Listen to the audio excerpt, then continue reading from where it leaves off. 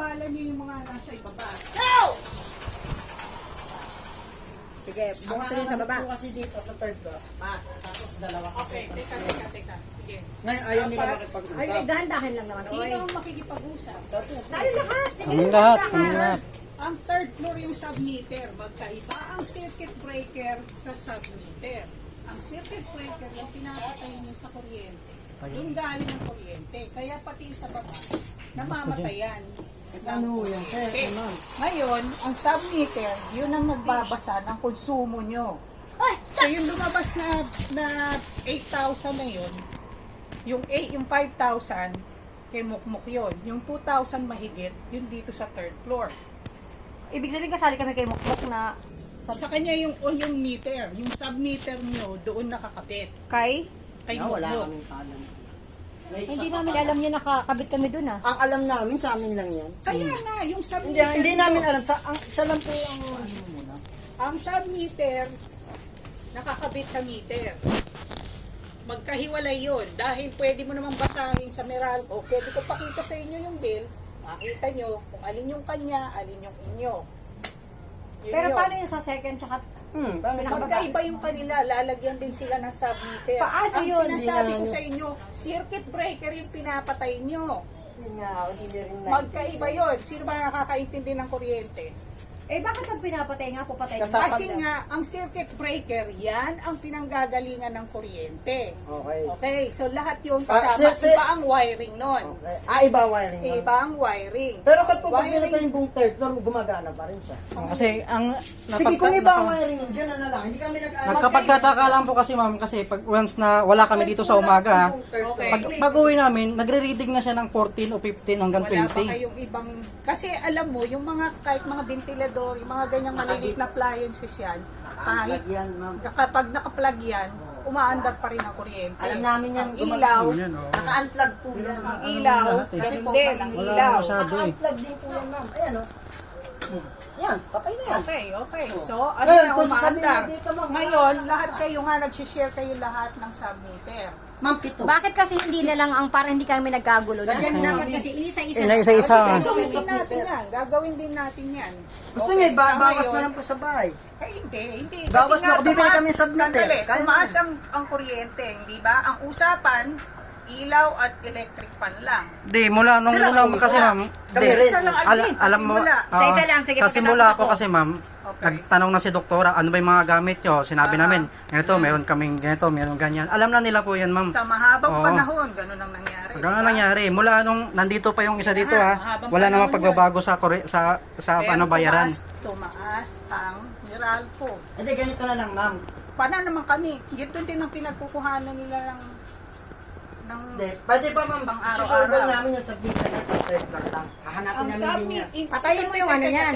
Circuit breaker yung pinapatay. Ay nga, ma'am eh. Pag pinatay Iba mo, yun. 7 bahay yung nakakabit doon sa Kaya submeter. nga, sa So, 7 submeter, bahay yung nire-reading, ma'am. Ang Nagigets niyo reading ba? ng submeter. Oh, Oo. so, O, di hindi nasabi kami mo apat. sila. Hindi kami Sino apat. apat? 7 kami, ma'am. Sino yung apat?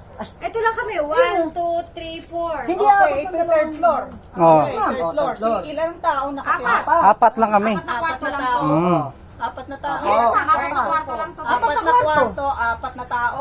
Apat na Hindi, kwarto, apat na ma'am. kwarto. Apat na kwarto, ilang tao ang taga mo? Sige, sige, sige. Doon tayo sa Ilang kwarto. tao? O, sabi sa amin, tatlo. Ilang Dalawang bata. tao? Tatlo dito, mga bata.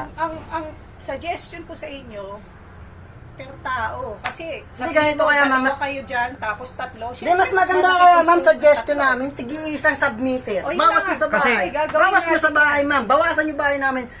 For this day lang, ma'am. Oo. Putulin yan. Lagyan nyo submeter yan. Ganyan talaga dapat kasi nung una pa lang, sabi ni Sir Chris, Yan lang, umiinit yan. Wala lang kami. manahimik ka na basta.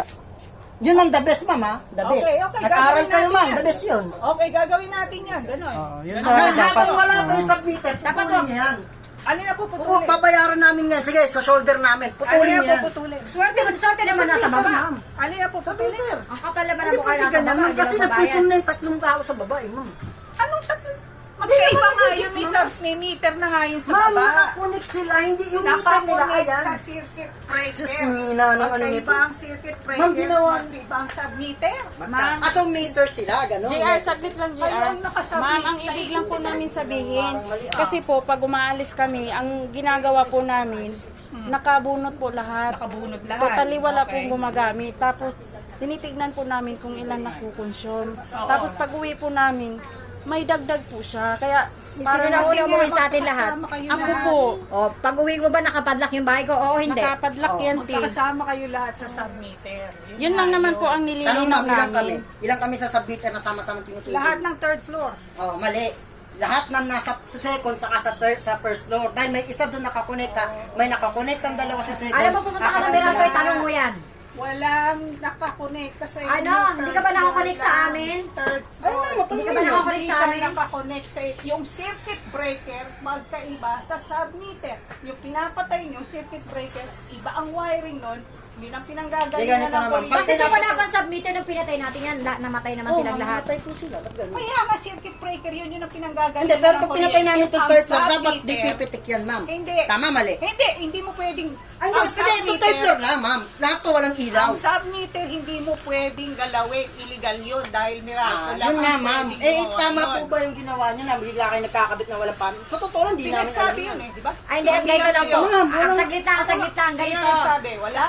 Saglit lang, Tem. Nagsabi lang si police na magsasubmeter kami. Isa-isa nga daw sa akin. Isa-isa po ang Isa-isa ang usapan. usapan. Hindi yung isa na hati-hatiin namin. Isa lang. Baka high blood mo si ate sa ate. Hindi, ito lang. Ang sabi niya po, ganito lang. Oh, malaki ang bill namin ng ilaw, ganyan-ganyan.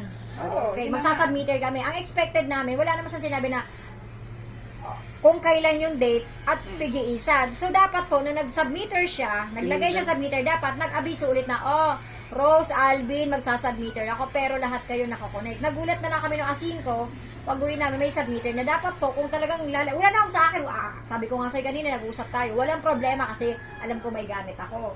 Walang problema yun, kasi pag alam ko may submeter ako, alam ko na ang consumo ko, di ba? Oo. Oo, so ako na ang mag-a-adjust kung magtitipid man ako, whatever. Wala silang pakialam sa akin. Kung magbukas man ako ng anytime dyan sa bahay ko, ako na ang magbabayad. So, ang pinupunta ko dapat po nun, te, sana na nagkabit siya ulit. Kasi, nagpaharing na siya o nagpasabi na siya na magkakabit. Ang sabi niya naman po kasi nun, isa-isa. So, wala kami naging problema. Ang nagulat ho kami, isa lang. Tapos, nung trinay namin patayin, kahit nung wala pang submeter yan, hindi nyo pa rin nakakabit yan. Pag pinapatay namin yan, nandun pa si Ate Lady sa baba, nataranta siya kasi walang ilaw, lahat talaga. Tapos ngayon, nung nagka-submeter, trinay lang namin ulit kung kasama sila sa submeter namin. So sabi nga namin, sige, hati-hati naman daw sa bayad. So hindi ako nag-angal, kaya nag-chat ako ng kay nanay, nakikita ko, madalas ako nag-chat kay nanay. Yun. Kaya sabi ko, bakit ganon? Wala naman sanang problema dun sa 2.5. Sabi ko kasi walang problema. Sabi ko, sige Alvin, akin yung 500. Kung talagang kulang, di mag-a-add ako kasi alam ko naman may gamit ako. Mas better na kung talaga may sarili ako sa meter para alam ko ang consumo ko. Ang problema kasi, hindi talaga kami natupad ng pig-isa. Tapos wala man lang pasabi na, sa next week o sa linggo, ang haba ng holiday. Hindi man lang kami pinuntahan sa gitna, Rosa, ikakabit ko tong submeter pero sa'yo lang muna. O kung testing man yan o whatever yan, susunod-sunod ko na sana. Dapat ganun. Wala man talaga nagpasabi na, ikakabit na to bukas. Nagsabi siya, mga ilang buwan na bago yan nakaibit Araw-araw may kakabit kasi nga po. Tapos, may isa pa te, ituloy-tuloy ko na, kayo na lang magdudugtong. Sinasabi kay JR na magbayad na daw kami. Kaya nga natatandaan mo, nagbayad yung pinsan ko.